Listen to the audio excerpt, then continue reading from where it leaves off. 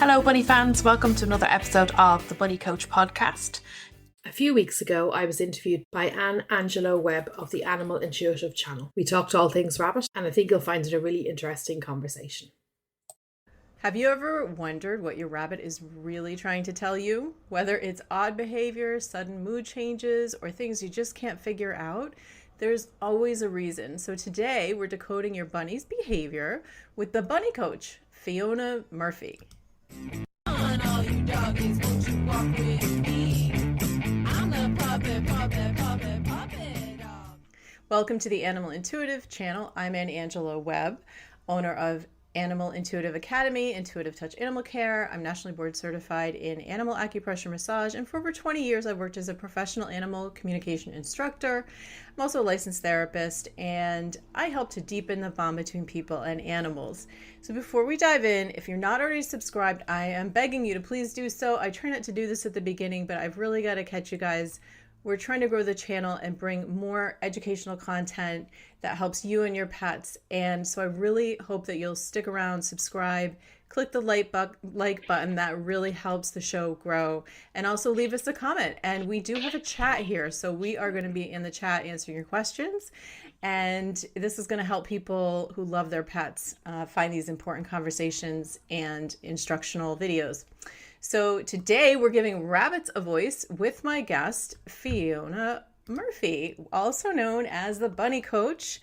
And Fiona is a rabbit behavior specialist who helps families understand and overcome common bunny challenges with compassion and expertise. And we're going to be exploring lots of things, including what causes aggression and how to calm it, many other things, and also what the keys are to creating a happier, more harmonious bond between you and your bunny.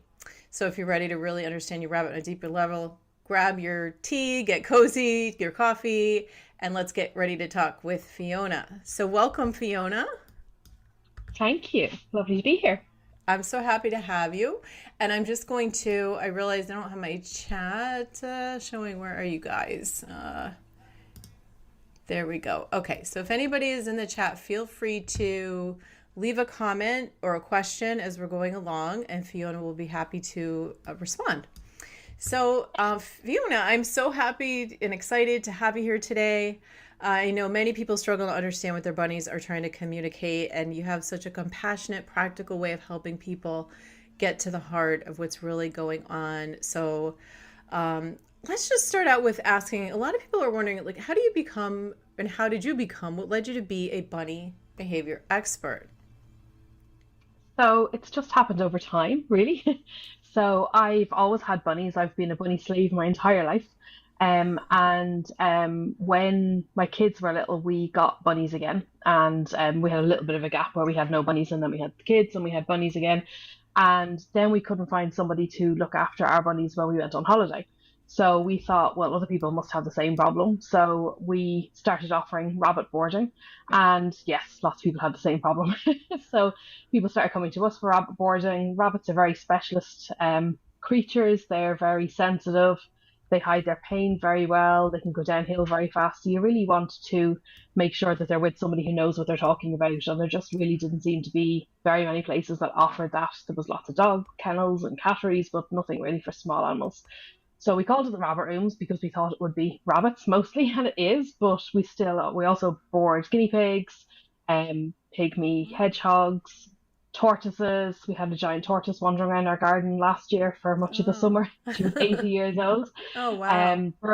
Birds sometimes, lizards. We don't take snakes, we don't take ferrets because they're predators, and no cats and no dogs, but most other things in cages and pens, so hamsters and gerbils and that kind of stuff as well. So you really feel the need. That was in, yeah. So people ring up and say, "Will you take this? And we take that?" And okay, yeah, sure. And you are probably, people can figure out, you're in Ireland, right? Yes, we're in Dublin. Yes, so we're called the Rabbit Rooms. So we started in 2014, and it grew from there. I was part-time childminding as well as doing that, and then now this is my full-time job. I'm so lucky to be doing it full-time. And then in 2016, one of my customers came to me and said, "Can you bond my rabbits for me? I've got 2 rabbits and they're just killing each other." And I was like, "Look, I know the theory of it, but I've never done it. But if you want to bring them to me, I'll give it a go and we'll see what we can do." And I did, and it worked. And so we started offering bonding as one of our services. We also do a bit of in-house pet sitting, so chickens and cats and that kind of stuff in their own homes. And we do grooming, and the bonding then and the online classes all began during COVID. So people started getting a second rabbit during COVID. They sort of realized their bunny was lonely on their own and they were going to go back to work at some point. So they got a second rabbit. But then it's not as simple as just putting two rabbits together. They should be in pairs, but they are territorial. So they'll often fight to begin with. And so you have to go through this dating process called bonding where you persuade them to be friends and you watch their behavior and you allow some behaviors because they have to work out who's dominant and who's submissive before they can even think about being friends. The hierarchy is so important to them. So you have to go through all that and then they fall in love after that. So you have to do it without them injuring each other. So you have to know when to step in and how to step in to encourage that beautiful bond between them. And then you get a pair of rabbits that are grooming and snuggling and really happy together and living as they should be. And so I started offering to her. Oh, sorry, I didn't mean to interrupt you. I just wanted to welcome it's Lisa. Hi, Lisa. Yes, and it's so crazy because Lisa knows you and I know Lisa through YouTube and she's in Ireland, but she knows you. It's just sort of very interesting how that isn't that amazing? We were talking about her earlier, weren't we? It's crazy. Coming into laminator, it's mad. Yeah, amazing. So then over COVID, then I started offering phone consultations for people who are trying to bond their rabbits themselves. And then I started doing classes because everybody was bored during COVID. And I kept getting asked the same questions over and over with the owners that come to us and also on Facebook groups that I moderated. So I started doing classes for bunny care and guinea pig care. And now I have an online bunny club where the classes are housed, but also there's an amazing community and we do live fun events like we did a book club at the weekend, and we have vets coming in to talk to us about different issues and stuff like that. So so that's where that's all grown from. And I still do the boarding and the bonding as well. Okay, so yeah, it's definitely a small world. So crazy. And if you're in Ireland, check out Lisa's group, the Missing Stolen Animals Ireland group. It seems amazing very, very important. Yeah. So I don't have, other than as an animal communicator, and maybe a little bit of helping people with some acupressure massage things, but most of my clients are dogs and cats and things like that when it comes to that's my background. So the only thing is, I will tell you, I had a terrible experience where I can understand what people go through because a very long time ago I decided to get two rabbits. I think I was going to get one, and then they said I don't remember exactly how it happened. They were like, they needed a home, and I ended up with two, and then I had to learn all this stuff, and it was like influx of information. Like, oh my gosh, this is a lot more than I ever thought, and had them very briefly, and took them to get. Now, is it called spayed with rabbits? Yeah. Mm-hmm. Yeah. Yeah. And they called and said that they both didn't make it. And they were no. This is a thing, they said. I don't know if that's totally true. Like, I kind of left it at the time. It was kind of traumatic, and I didn't, but the woman was like, this happens like sometimes. Like, I don't know if that's something. Not that we want to go there right now. Maybe not start off with the worst case scenario, but I'm telling you my knowledge of rabbits. So it is another world.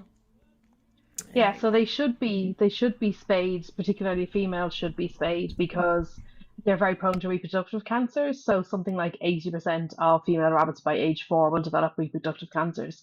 And given that rabbits can live to 10 or 12 years of age, then it really extends their lifespan. They're also very prone to behavioural issues. And if you want to bond rabbits, they need to both be neutered or spayed in advance. So females are spayed, males are neutered, because otherwise the hormones just get in the way too much with them being territorial. So there is a risk of the anaesthetic. They can be sensitive to the anaesthetic, but with a rabbit savvy vet, the risk is much, much lower. And it's rare enough now that will happen, but it does happen occasionally, unfortunately. Yeah. I will say this is a long time ago. I won't give away my age, but it was a while ago. So maybe things have changed. Maybe things are a little bit better. Hopefully so. Okay, so what do you find is the most difficult challenge that most rabbit parents face? Is it the bonding piece, or is it because you do most people have two? Is that kind of a thing? No, Or okay. no. Well, I wouldn't say most people, but a lot of people would have to. Um, and the problem with it is that they are told to get two rabbits together. They're told rabbits are better in pairs, and then they are sold or they adopt or they buy two. Hi Jay, that's one of my lovely bonding clients. Welcome. So they are.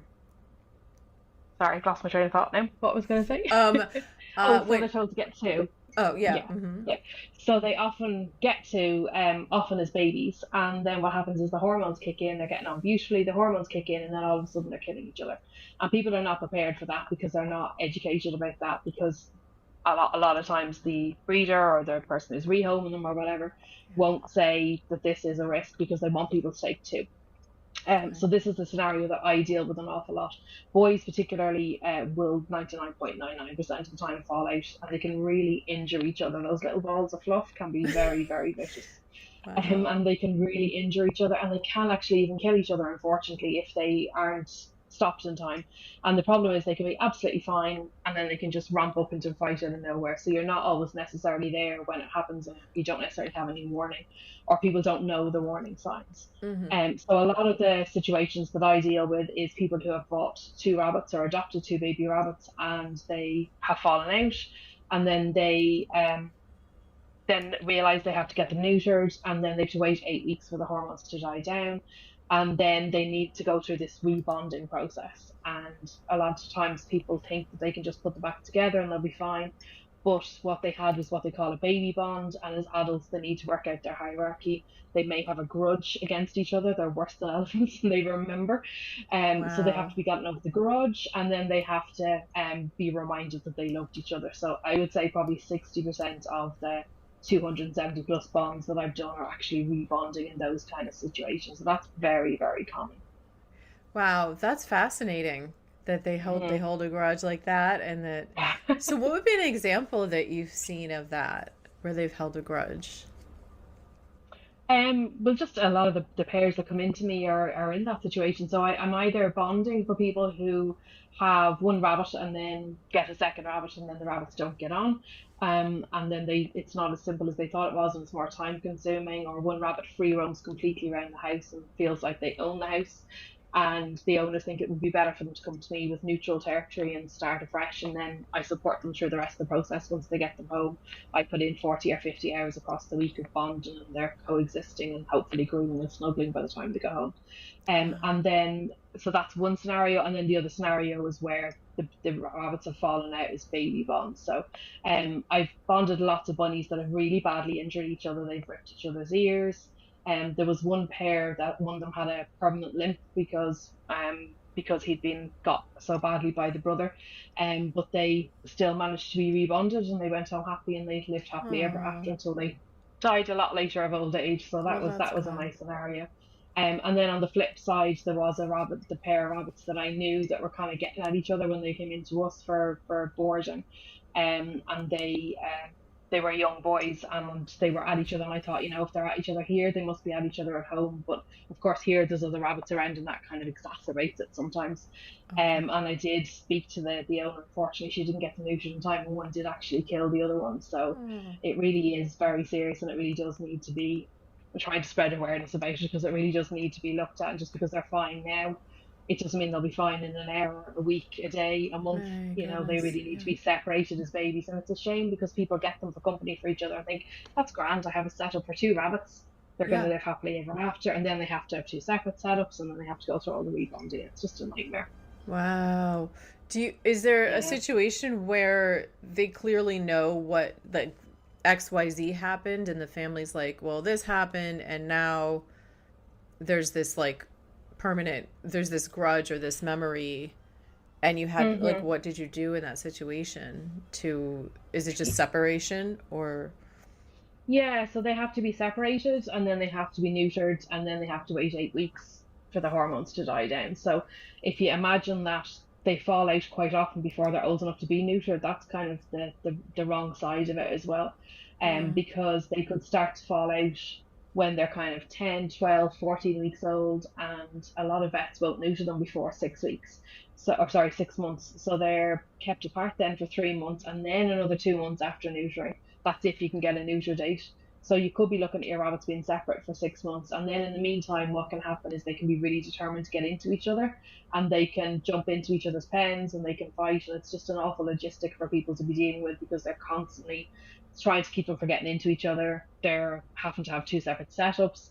They're having to split their time and their attention and their free roam space for the rabbits, and they feel bad about that because the rabbits are only getting half the free roam time they'd like them to have, but they're doing their best, and that's the best they can do in that scenario. It's only temporary, and then when we get them rebonded, then it's a completely different scenario. So that's good. Wow. So it sounds like Lisa had found you because her bunny, oh no, when she was little, she had one, the unfortunate scenario you mentioned, and then found you after she had one that she. Sorry. Did she have one? After I had Rocco a while, otherwise I would have gotten another rabbit to bond with him. Rocco's gorgeous. Okay. So did you keep Rocco, Lisa, or did you? I'm a little confused. You probably. Sounds like. Yeah. So she had a pair of bunnies when they were younger, where one killed the other one, and now when she was younger, now she has just Rocco on his own, and she didn't go down the bonding route because she didn't know about me, and she didn't have company help to bond. But Rocco's very well loved. I know how adored he is, and he has a lot of human company, and he's fine. So who's a bunny? Like a lot of people watching, we definitely want to answer. If anyone is here and you have questions, please let us know. So maybe if you could tell us a few key signs that a bunny might be stressed or unhappy, things to look out for. Sure. So rabbits can be aggressive. That's another scenario that I come across quite a lot, where the rabbits are aggressive. And every time somebody puts their hand into the cage or the pen, the rabbit is lunging at them. And they can be afraid. I find rabbits, when they're hormonal and they're not neutered, that they can be quite very anxious, I suppose, like us with PMT, right? If that's what your rabbit is like all the time, if it's hormonal. So that's another scenario, and sometimes they can attack out of fear, but the aggression is quite often because they're riddled with hormones. So what people will often say is that the rabbit is fine, it's a beautiful rabbit, it loves to be picked up, it's everything, it's beautiful, it's happy, it's fine, and then overnight it's like switches, and then switch flips, and then it's like they have a personality transplant, and it's because the hormones have kicked in. So, so in that scenario, they appear very unhappy because they're lunging all the time. They don't want to be touched. They don't want you near them. A stressed rabbit will often sit hunched in the corner, or maybe staring at the wall, but that can be obviously signs of other things as well. It can be signs of, as you say, stress, or they can be unwell. They hide their signs of illness very well, and sometimes until it's too late. So it is really important to be aware of what is normal rabbit behavior and what your rabbit is normally like. So I always recommend to people that they do a weekly healthcare check. They get their rabbit used to being picked up, because a lot of people online say, don't pick up your rabbit. They're prey animals. They shouldn't be picked up. And yes, they don't love it naturally because they associate us, I suppose, with something bigger that's swooping down and picking them up. But they can be trained to get used to that. And it's really important that you do, because you have to clip their nails. You have to help them if they're molting when they're grooming, because otherwise they ingest all the fluff, and that's dangerous for their GI tract. So you should be able to pick them up and do a weekly healthcare check their teeth, their skin, their ears, check around their genitals. Have they got poop stuck to their bum? Does anything look, weird? Is there any signs of mites? Is there any lumps or bumps or cuts? And that, combined with knowing what your rabbit's behavior is normally like, can really help you to be on the ball and pick up any signs of illness very quickly, or any signs of distress that need to be dealt with, because they can go into what's called gut stasis very quickly if they're stressed. So that's where their guts shut down, and it needs to be constantly moving. And if they stop eating or they stop pooping, so it goes in one end and out the other, if either of those things aren't happening, then there's something slowing down or stopped inside their gut, and they can die within hours from that. Oh my gosh. So it's really important to know what to watch out for. Yeah. Goodness. They're quite complex little creatures. Right. They seem fragile, sort of. And Tara says, Fiona has worked wonders with my boy, such a calm and knowledgeable presence in what was a very stressful time for us. It sounds like it. Yeah, Oh, your knowledge thanks, seems Tara. Happy to help. immense. Yeah, they seem very, there's a fragility to them, it seems. Yes, But I can't even absolutely. imagine people saying, like, well, don't pick them up. Like, well, what's then the point? I mean, that's kind of why. Right. Yes, yes. And the irony of it all is that a lot of them actually do quite like a cuddle. Yeah. I find that we find that when a lot of people come in for boarding, they'll say, "Oh, my rabbit doesn't like to be picked up; it hates it." But we have to pick them up to take them from the pet room out to the garden in the runs in the summertime. And when we pick them up, because we're confident about it, a lot of the rabbits kind of snuggle into us, and they are Hmm. loving that And cuddle. they, And a lot of them do oh, cuddle once they feel secure. And I think it's sad when the owners and the yeah. bunnies miss out on that bond, that closeness of a bond. It's a much closer bond than even if you sit on the floor with them. If you can pick them up and carry them around and when you need to or do what you need to do, they Hmm. have complete trust in you because they know you're looking after them and you'll clip their nails and all that kind of stuff. And it's a much closer bond. So I'm a big believer in against the rhetoric there. Yeah, definitely. And they're so cute and cuddly. Like, why would you not want to? I mean, I don't know how anyone could Yeah. resist it, first of all. Yes. Uh, They don't all love a cuddle. To be fair, they don't all love a cuddle, but a lot of them do. Even if they don't, they can still be trained to get used to it. oh, well, and Fiona, I'm sorry, Lisa had a couple questions. She said, "Do you have how do you feel about bunnies being sold in pet shops?" Mhm. Don't love it at all. I think that they're usually in a very small space when they're in the pet shop. They can be there for months on end. They're not getting much time and attention because the shop is busy, and they're having kids coming in and poking at them, and they don't get any time to stretch their legs. Rabbits ought to be in at least a 2 meter by 3 meter space, and that's only for when they're penned in. They ought to be able to be free roam and binky, which is where they jump in the air and twist because they're happy, and Mm-hmm. hop around and stretch up on their back legs and periscope and look around them. They love doing all that. They can't do Oh, those things in a cage. So from that point of view, I also think that the pet shops often, now they're not all like that, but a lot of them, they don't know enough about rabbits or they don't make sure that the setup is right, that the people are taking them. It can be an impulse buy. mm-hmm. And I was in a pet shop actually the weekend and they had this beautiful pair of rabbits. One of them is an Angora kind of type of rabbit. It's very Ooh. fluffy. The other one looks quite big, like I think it's some sort of a giant rabbit or, a mix maybe.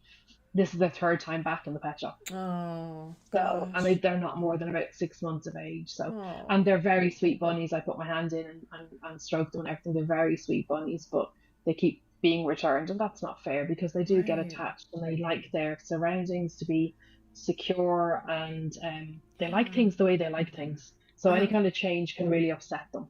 So Yeah. I just don't think you can do the checks that you need to do from pet shops really. So, and a lot of the staff, of course, are part time and they don't necessarily have the interest or the knowledge to give the right information. A lot of stuff sold in pet shops isn't suitable for rabbits at all, and they tend to say, "Here, have a rabbit. This is the cage. This is fine. Here's a Mm-hmm. bag of food, and it's a muesli mix when it should be pellets. Here's treats, and they're covered in honey and seeds, not suitable for them at all."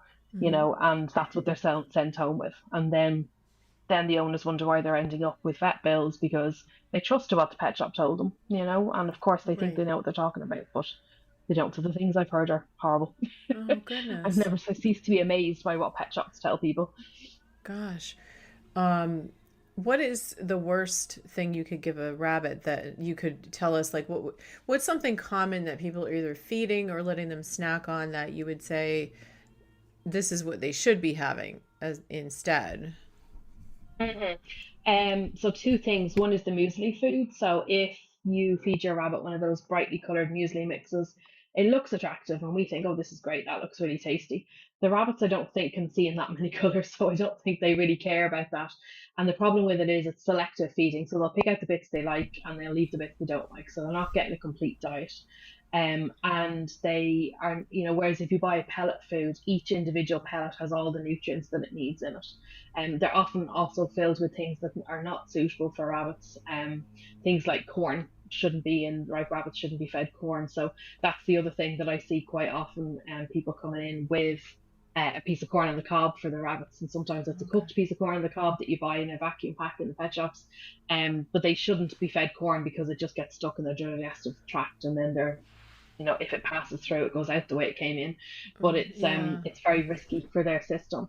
They can eat the little corns, the baby sweet corns that you get for stir fries. They Mm-hmm. love those, and those are fine because they can chew them up really small. But actual corn, they call for corn pieces now. Okay. And Lisa was asking, would Fiona recommend rabbits to be brought into the home for young children? That's a great question. So my girls had rabbits when they were young. I think they were they I think they were 3 and 1 actually. We got a rabbit and a guinea pig for them. And back then I didn't know as much about rabbits as I do now. That's going back 20 years. Things have changed a lot since I was first a rabbit owner when I was a kid and when my girls were little, and now you don't see rabbits, or hopefully you don't see rabbits stuck in a hutch down the garden and on their own and Right. fed carrots and not fed enough hay and that kind of stuff. So I had to do a lot of relearning at that stage about how things are changing. All the time the welfare standards are changing, which is just amazing, and people are really listening to it, which is fantastic. But they did have the pets when they were little, but they were for me really, or me and the girls. So I think if you're going to have a rabbit for young children, I think you have to really want the rabbit, because as we've talked about already, there's an awful lot of work in them. Yeah. And it's very easy. It's very easy for kids to go, and I can't be bothered doing that, and forget to feed them, or they want to be out playing instead, and they don't really understand the gravity of, well, the rabbit needs its dinner at a certain time, and to be fed regularly, and because that is very important for the digestive tract as well, that they're kept on routine as far as possible. And of course, small children are inclined to pick rabbits up when maybe they're given the vibes that they don't want to be picked up. They might squeeze them. So I think they can be great for kids if the adult wants them to, and they're prepared to take on the responsibility. And you're not going to say in 3 years' time, well, the kids are bored now, so Mm-hmm. I'm not interested. And unfortunately, I hear a lot of that. The kids are bored. And I think people don't always realize that they can be a 10 to 12 year commitment. And they think that they only live for 3 or 4 years, and then the kids are going off to college, or they're in secondary school and they've got sports after school, and they Right. don't have the time in the same way. So it needs to be, I think, a family pet, Mm-hmm. or family pets, ideally for two together, where they're taught how to look after them, and how to handle them properly and that. So otherwise, I think they can be great for kids, because I think it's great for the mental health. My girls have been so into the animals their whole lives, and if they're having a stressful day, they'll go and talk to the bunnies and give them a cuddle. And I always say to my husband, there's worse things they could be into, because he's like, Right. but like they could be out on the streets dealing Right. drugs. Right. So, so I think it's a great hobby for them to be in if they love their bunnies, and they can be encouraged to keep interested in the one. In my bunny club, I do have sections suitable for the kids. I don't do jargon in my classes, because I want older kids and teenagers to be able to understand them. And I think especially if the parents will sit and watch the videos with them, then they can learn together how to care for the bunnies. Oh, that's And we great. have colouring sheets and activities and that go in every month for them to help keep them interested. And we do a journal. There's a journal they can print out where they can tick off their chores for the bunnies, or they can put photographs of their bunnies in, and That's keep great. little records of what they're feeding them and that. And I think all that helps encourage to keep them interested as well. Yeah, that's wonderful. That's terrific. And that's just so everyone knows, that's um on your website is Yeah. Fiona'sHappyBunnyClub.com. okay. And I'll put that in the description too. So Thank you. you have Great. classes that people can take whenever they want, or are Yeah. they like Yes, kind they're of on-demand classes. So okay. there's a lot of care classes. So if you need to learn how to handle your bunny, or how to do their nails, or how to litter train your bunny, that's all in there. And then there's also more advanced kind of classes where you can teach them a trick, or you can do agility where they jump over jumps, and lots of enrichment classes, because they're very smart and it's good to keep them busy. And if they're bored, they get destructive. So Right. there's a lot of those kind of classes in it. But then there's also the community. We have a Facebook group with that, where there's no judgment allowed. There's no such thing as a stupid question. A lot of the Facebook groups for rabbits are actually really judgy, and people come on and criticize, and then people are afraid to ask questions, and Oh, they wouldn't be asking if they didn't want to know. So I think that's really important, that people are welcomed and they're allowed to ask the questions, and we're all learning all the time, because these rabbits are so complex. I'm still learning. You will never know everything there is to know about them. So I think people should be able to ask the questions, And then we have lots of live events where we meet once a month on Zoom and have a chat, or we do a book club. And then we have Ask the Experts coming in, like vets and rabbit groomers and rescuers coming in to talk to us about their work with rabbits. So it really helps deepen your knowledge and your bond with your bunny as well. Right, definitely. It sounds very in-depth and all-encompassing. It sounds like an amazing resource, and I'll have that link in the description. Thank you. Yes. So it sounds like there is an issue for people from what I've seen online, like a lot of things with chewing, maybe wires or furniture or things like that. So how can people help redirect that, or what can we do about that? 1 second. Oh, sure. Yeah. Hold on. Nope. Yeah. Can you still hear me? Yes. Mm-hmm. Yes. You're good. Okay, hold on. Let's turn it up again. Hold on. There we go.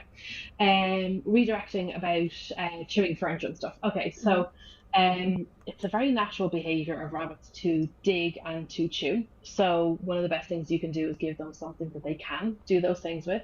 Otherwise, yes, it will be your furniture. Or wires, spicy hay, we call it in the rabbit community, where they just love to chew the wires. So there's in some ways there's not a whole lot you can do because it's their natural behaviors, but you can bunny proof. You can get wire covers.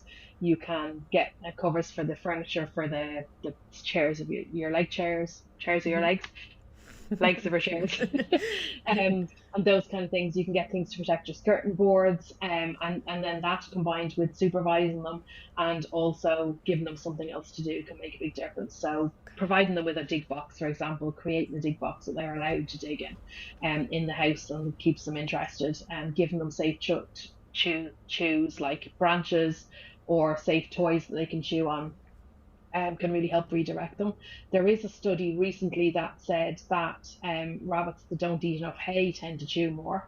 Okay. So one of the best things that you can actually do is make sure they're eating enough hay. So they should be eating a ball the size of their body every day. And a lot of people wouldn't give them that much hay. So that makes a big difference. Their diet should be like at least 80% hay, so that keeps their digestive tract flowing properly. Wow. Because it's full of fiber, and also wears down their teeth, which are constantly growing. So if they eat enough hay, that can apparently help with distracting them from chewing as well, that they just are less inclined to. Yeah. And of course they do go through phases where, because their teeth are growing, that they're wanting to chew things as well, so that's where the branches and things like that can be really helpful as well. Wow. So an amount of hay the size of their body. Yes. Wow. And so the teeth constantly grow. That's such an interesting fact. They just, their whole life, their teeth keep growing. Yes. This is going to sound like a dumb. Yeah. Mm-hmm. Mm-hmm. Oh, sorry. Yeah. Just got a bit fuzzy there. Sorry, go on. That's okay. So do people themselves, like, oh my gosh, this is going to be a dumb question. Okay, let's just put it like this. So what do you do about the teeth that constantly grow? How is that? So they shouldn't need anything doing to it except them getting enough hay. But it depends on their genetics. So their back teeth can be worn down with hay, but they have to be aligned properly, and so do their front teeth. And if you get a mixed breed rabbit, which a lot of bunnies in Ireland actually are, like if you look at the actual breeds of rabbits, that's quite uncommon in Ireland. A lot of them are mixes, especially since COVID, where there was a lot of backyard breeders that just put any two rabbits together and didn't really care. They were just selling the bunnies. And what can happen is if they're a mix of two different breeds, like a lop and a dwarf or something, that their head shape can be different, and so their teeth don't align properly, so they can't wear them down.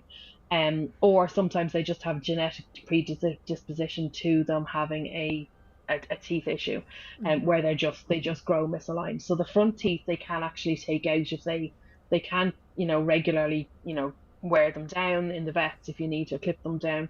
But if you have to go in every 2 or 3 weeks, then it's better to get them taken out altogether, because that's a lot of expense and a lot of stress for the bunny going backwards and forwards to the vet as well.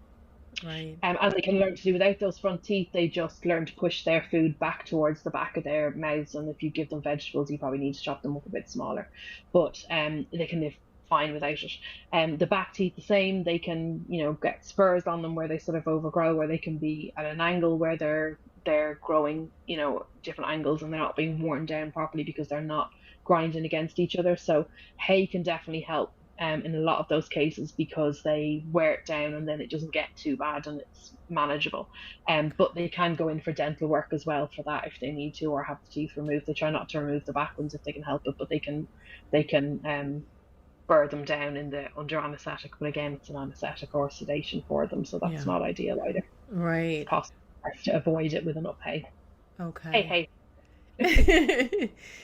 And along those lines of breeds, Fiona, do you have a favorite breed of rabbit? I do. I'm very biased. I love mini Rex rabbits. So Rex rabbits are, they have a really velvety coat. They have a double short coat. So most rabbits have a short coat and a long coat, Okay. and that's what gives them kind of the fluffy kind of texture. But Rex rabbits have a double short coat, which gives them this velvet feel.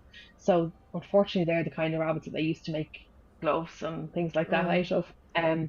Much nicer on a real rabbit that's alive and kicking. Yeah. Super, super soft. They're a great mix of rabbit, I think, because they quite often love a cuddle. And I just lost my baby Tango there a few weeks ago. I say my baby, but he was 11 and a half. But he was an orange mini Rex, so he's this bright orange coat and this velvet coat, and he loved to cuddle. He would sit onto my chin for a couple of hours at a time and watch TV. But they're also active and busy and nosy. Some breeds of rabbit are quite relaxed and just kind of really want to sit there. Some are very active, some don't like being picked up, some do like being cuddled, and I think that the Rex is just a really good combo of the two. So most of the time, of course, you can never say this with dogs or whatever, it's never always in the bag like that. Yeah. They're my favorite. Yeah. And where, okay, since pet shops generally aren't good for most animals, where do you tend to recommend people get rabbits? So very much at the minute, adopt, don't shop, because there's. I've lost the other side of my head. Sorry. I can still hear you. Oh, good. Yes, so there is an awful lot of rabbits needing homes in rescues around the world. At the moment, there's a big problem with them being dumped worldwide, because what happened with COVID was a lot of breeders, or a lot of people who didn't even used to breed and then decided to breed, and the rabbits just bred and bred and bred. And then after COVID, unfortunately, a lot of them got dumped because people went back to work. And sometimes the rabbits were fighting. I talked to a rescue the other day, and they had found two rabbits together, which they thought, oh, these must have been dumped together. But as soon as they put them in together, they were fighting. So that's probably why they were dumped. And again, probably somebody didn't know that they should have got them neutered and had to rebond them and all that, or wasn't prepared for that. So again, a lot goes back to education. When people are first getting their rabbits, that they do as much education or as they can, or research themselves, but also that they're educated by whoever is rehoming, even if it means that they can't home two rabbits together, that they don't end up back in the shelter and dumped. But there's a big problem with dumped rabbits around the world, so definitely adopt, don't shop. At the minute, there are some good breeders out there, so I don't like dissing breeders in general. I think there's a lot of bad breeders out there, same as there is with dogs. But there are good breeders. I do know of a few good breeders who really do care about their rabbits. They care about the genetics, they care about where the parent rabbits come from, and they make good matches. And then they educate the owners to make sure they know what they're getting into. And that can be a good starting place for somebody if they, I think sometimes, especially if you've got kids, you might particularly want a baby rabbit. But there are plenty of baby rabbits in rescues as well, and really that's where you should be going first and foremost, if at all possible. Because a lot of these rabbits actually don't have, unlike dogs that have a lot of, often you adopt a dog and you don't know what you're getting and what they're going through, what they've been through and what their behavior is like, and have they got issues. Rabbits in a lot of ways don't tend to be like that. I tend to find that a lot of rabbits that we have helped rehome, or we have come to us for boarding, actually are the sweetest bunnies, and you're kind of going, why did somebody dump you? Because you're very sweet.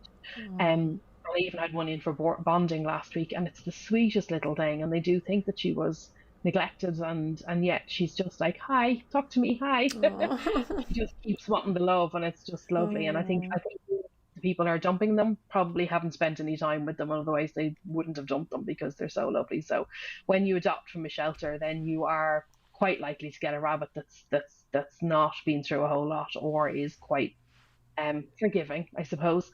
But a good rescue will also help match you to match a rabbit to your home situation, I suppose, and help you find the right rabbit for you. The rabbits will always be neutered and vaccinated, usually from a reputable rescue, and that's very expensive. So that can really be a much more cost-effective way to do it. And then you often get follow-up help as well afterwards, which you don't get from a breeder usually. Mm. So they often are, able to give you advice if you need it, or you can ring them at any point and say, I'm having a problem, and can you help me with this? And they would take the rabbit back if you decided that it wasn't working out. Whereas a lot of breeders won't do that Mm-hmm. either. So really, adoption is the best bet. But there are some good breeders out there too. Okay. So also, I know that they can people have said that there's like eating issues sometimes, like where they can be picky about eating. Is that true? Mm-hmm. There can be problems with that. It can be. They can get into bad habits, I suppose. And a lot of people tend to feed rabbits with, well, they like that, so I'm just going to keep feeding them that. So they like the muesli, so I'm going to feed them that. They like the corn, they like the honey and seed treats from the pet shop. And then the rabbit ends up with health issues because their diet isn't correct. Um, but and they can be quite stubborn. So if I say to a rabbit owner, your rabbit isn't eating enough hay, they really need to be eating more hay, and are they eating a ball the size of their body every day? And they say no, I'll say, right, okay, well, you need to cut back on the pellets, you need to cut back on the vegetables, you need to cut back on the treats, because this is the most important thing. Sometimes the rabbit will still refuse the hay, even if that's all they have in front of them. They'll be like, no, I'm not eating that. And of course, the owners then worry about gut stasis and that kind of stuff. So you do have to kind of gently interrupt their routine, I suppose, and gently change things up for them so that it's a gradual changeover and it's not too much of a shock to their system where you might upset their digestive tract. But usually you just have to out stubborn them. They are stubborn, but you have to be more stubborn than you are. It's tough love, like it is when you have a toddler. I just think they're furry toddlers, basically. It does sound like there's a lot to take into consideration and to prep for before you get a bunny. You really Yes, need to. Yeah. absolutely. So check out Yes. Fiona's website and do that before you adopt. Um, so, and what about litter box issues? So they have like, do they use cat litter kind of, or do they use dirt or what, sand, or what do they Yeah. use? Yeah, so you can absolutely litter train a rabbit. They are very naturally clean animals. They want to be clean. A lot of my customers, for example, would live in apartments and the rabbits free roam and they use a litter box. So they're not in a pen or a cage, or they're only in a pen overnight or something. So they can be litter trained. They're easier litter trained if they're neutered, because a lot of it is territorial behavior where they're pooping and weeing places. And then when you're using litter, I always recommend the wood pellets. So the cat wood pellets is fine, but there is cat litter, which is the clumping. Cat litter is kind of like clay. That's really dangerous for rabbits, because if they eat that, that's going to clog their systems and get stuck and cause a blockage. So it needs to be the pellets. Or you can use hay, or some people use puppy pads with hay over the top. Or there's paper. There's a paper kind of pellet that you can get as well. Okay, so lots of options. And what are some ways people can, other than just trying to pick them up, like what can people do to help strengthen that bond, develop that bond with their bunnies Mm-hmm. throughout life? So yeah, I think a lot of it is spending time with your bunny and watching their behaviors. And I think this is how I really got into the rabbit behaviorists. This is how you were asking me earlier on. I think really from spending so much time watching rabbits, especially when they're bonding, has really led me to be able to read their behaviors and know what they're thinking, really. And you can do that with your bunny as well. One of the best things you can do is sit on the floor with your rabbit and spend time with them, even if you're just sitting on the floor watching TV or reading a book, letting the rabbit come to you on their own terms, and sometimes giving them a little treat when they come over to you, or giving them a little pet, and they gradually start to realize that you're not a dangerous thing and that you actually are a provider of good things. Mm-hmm. So that is one of the best things that you can do for your bond with your rabbit, is to do that. But also things like knowing their routine, giving them the right things, giving them the treats they like to eat that are safe for them, and then things like teaching them tricks, or and making toys for them, homemade toys for them, or providing enriching activities for them can really increase their bond with you, because you play with them. Like rabbits love to play with baby toys, for example. So a lot of people would give them stacking cups like babies have, and they'd put pellets in them, and the rabbits toss them around to find where the pellets are. And they love baby keychains, so they have to be the ones that don't have electronics or the ice gel in them. They have to just be plastic keychains, but they love flinging them around. Those are the kind of things that you can play with your rabbit that actually makes them think that you're a rabbit and you're their buddy, really helps the bond. Yeah. Okay. And I have to ask you, because this is a show about animal communication, have you had any times when you just felt like you just knew something about a bunny that you just knew? Yeah, I think sometimes as a boarder, we pick up on a lot of things that the owners don't pick up on because they don't have anything to compare it to. So, especially if they're newer bunny owners, they might not realize that there's something not right with their bunny. And we just know really from their body language and how they're behaving and their eating habits. I'm not sure that I really would be au fait with the communication the way that you do it. I'm very interested to learn more about that, but I definitely think that I go with my gut with the rabbits an awful lot, and usually if there's something not right, I know about it, and getting them to the vet would normally confirm that. So there's things like we've picked up one of the rabbits had a heart issue, and the owners hadn't realised, and spelling it again.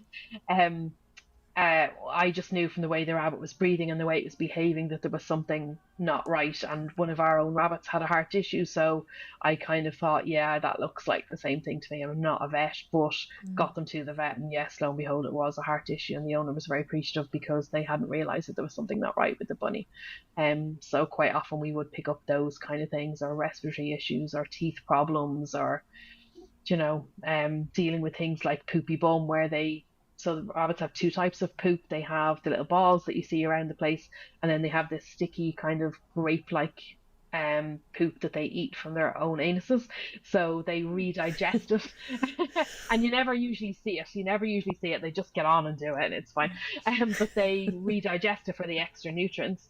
But if you pick up your rabbit and your rabbit has poop stuck to their bum, that's very abnormal. It shouldn't be like that, because they should eat those cecotropes. So normally that's a problem with they're overweight and they can't reach to eat them, or they have arthritis and they can't reach to eat them, or their diet is completely wrong, or sometimes they just have a really sensitive digestive tract through genetics. And sometimes owners wouldn't realize that that kind of thing wasn't normal, and that it can be dealt with and it should be avoided, because it doesn't need to happen. Okay. Yeah. So I'm sure you do. I'm sure that you are intuitively picking stuff up all the time. And just seeing if there's anyone in the chat asking any questions. Okay, no. So anything else that we didn't talk about that you think is just important that people need to be aware of, or, just little tidbits, anything that we missed? Well, I think that's really the most important thing. I think that they should have a friend, but be aware of how much work the bonding is and get help if you need it. A lot of the rescues will actually bond for you. Not in Ireland, I don't think it's a thing that they offer, but in the UK and America, a lot of the rescues will find a friend for your rabbit and bond for you and do some of the work with you, for you. But if you get them home and you haven't got going home instructions or support once you get them home, give me a shout, because I do offer that service, because sometimes people don't know how far the rabbits have got when they've been bonding, and they can't get hold of the rescues because the rescues are so busy. And then people are like, what do I do now? Can I give them free roam time? Can I expand the space? Can I add the litter trays now? There's a lot of kind of stuff like that. So they should have a friend. That's the first and foremost thing, if at all possible. But at the same time, if your rabbit lives in the house with you as part of the family and there's somebody there a lot of the day, they can be perfectly fine. They can be very bonded to their families. It's not the same for them as communicating with another rabbit in their own language. But I don't think it's always feasible for people to bond rabbits. They don't always have the time or the money or the space for two, or be able to do the bonding process. Or sometimes they have an older rabbit and you don't want to start bonding, because then you're going to end up with a cycle of having rabbits. So I think they can be okay, but again, knowing your bunny's behavior and what's normal for them and what's normal for rabbits will tell you if your rabbit is happy or not happy. And the hay is very, very important. Drinking from a bowl is good, a good tip as well. They can use bottles, and bottles can be suitable depending on what your setup is, but they do drink more from a bowl. Rabbits do drink an awful lot of water, and using a big ceramic dog bowl for them, or a water fountain can be a really good way to get them to drink enough water, because again, if their gut gets dehydrated, it can slow down. So it is very important for them to get lots of water in them. And then vegetables have to be introduced very, very carefully. People sometimes think, well, it's a rabbit, it eats vegetables. But in the wild, it doesn't eat carrots and pak choy and things that we don't even grow in. Well, I'm in Ireland, so I mean, there's a lot of things we don't grow naturally, that a wild rabbit wouldn't eat. They eat a lot of grass and roots and things like that in the wild. So because their systems are so fragile, they really need to be able to be introduced very slowly to vegetables, small amounts, very, very slowly, one thing at a time. And they need a good mix of vegetables as well. They shouldn't be fed the same thing over and over. That's something I see as well. Oh, my rabbit loves kale, but kale is very high in calcium, and they can end up with bladder stones or calcium sludge because they're getting too much calcium. So the veg should always be mixed up. And again, there's a class in that, my bunny club as well, if you want help with that. Oh, okay, perfect. So, and also I was kind of curious, do you find that they do well with other animals like dogs, cats? They can do. Quite often they end up they boss around the cat or the dog, or they lunge at them, and the dog or the cat goes, okay, you're the boss. I do have a lot of customers who have a rabbit and a dog, or a rabbit and a cat, and the introductions have to be done very carefully, and but they can be really good company for each other. Again, it's not the same as having a rabbit friend that they speak the same language to, but they can be very attached to each other. I know lots of people, and the rabbit even comes into us and it's missing its dog friend or its cat friend, so it's part of their routine. Yeah. So once they're introduced properly, it can be very possible. Depends on the dog, of course, and the rabbit, and how the introductions are done. Do a lot of people treat their bunnies like a dog or a cat, where they might even sleep with them, or is that too dangerous because they're too small? Quite a few. Yeah, we've had quite a few come into us. They're like, I don't know how they're going to be with you because they're used to sleeping in my bed. But they usually adjust fine because they've got the other rabbits to look at, and it keeps them occupied and busy. But I'm sure they're happy to be back in the owner's bed. But yeah, a lot of people do. And is it, I mean, I'm wondering, like, if a person goes away, I tend to, and even more so now, I'm thinking they're sort of these fragile beings. If somebody goes away and you have somebody coming in, like, to look after them, is that, do you have issues with that, or is it usually okay? Like, it's usually okay, and it can be a good option because the rabbit can be its own surroundings and then its own routine as well. So, but again, it needs to be somebody who knows what they're doing with rabbits, and who knows your rabbit, hopefully, and they've spent a bit of time with them and knows what to look out for. Because, if they come in only once a day and the rabbit is sitting in the corner, they might not realize that the rabbit's going into gut stasis, and they might not be in again for 24 hours. So they need to be in at least once a day, if not twice a day. And ideally, if somebody can stay in your house, that can be great as well. And we check on them here very often. Our boarding is inside the house. Some people board in the garden, in sheds and whatever, but ours is inside the house, and it means that we're in and out all day checking on them, and they can be fine and then not fine within a couple of hours. So, it's very important that somebody knows what they're doing and what to watch out for. Yeah, definitely. Education, it seems like, is the key before you jump in. I know when I kind of jumped in, luckily we did have the place we adopted them from, they were very knowledgeable, and they were very, I remember there was quite a bit to be done that they advised us. But then we had that unfortunate we won't talk about that. Is there anything else that you just want to re-mention your site again, if anyone's just listening, even on the podcast channels, which we do have also, including YouTube? Sure. Yeah. So on all the platforms, I am at Fiona Murphy, the Bunny Coach. So YouTube, Pinterest, Instagram, Facebook, TikTok, all Fiona Murphy, at Fiona Murphy, the Bunny Coach. And you can also look up FionaMurphyTheBunnyCoach.com, and on that page there's some nice freebies for you, whether you're bonding or you've got you want to know more about bunny care, there's some freebies that you can join there. And from that page, you can also go and look at my other services, the boarding, the bunny club, and the bonding options. If you need bonding help, I do offer bonding help around the world. Online, I do online help for people, and I've helped a lot of people around the world with bonding. So there's lots of options on there you can have a look at. Fantastic. Well, Fiona, you are a wealth of knowledge. I'm really impressed and amazed at just everything you know and that you've learned. And I forgot to do my little disclaimer at the beginning. It's a little late now, but we aren't vets here. So if your pet is having any, your rabbit, your dog, whatever, is having any health issues, make sure you take them to a vet, or just sudden behavioral changes, things like that. Yes, so always. And also, to anyone who's watching, please do make sure to check out Misha's Heart Adventure, emotional... I don't even know the name of my own book. I'm sorry.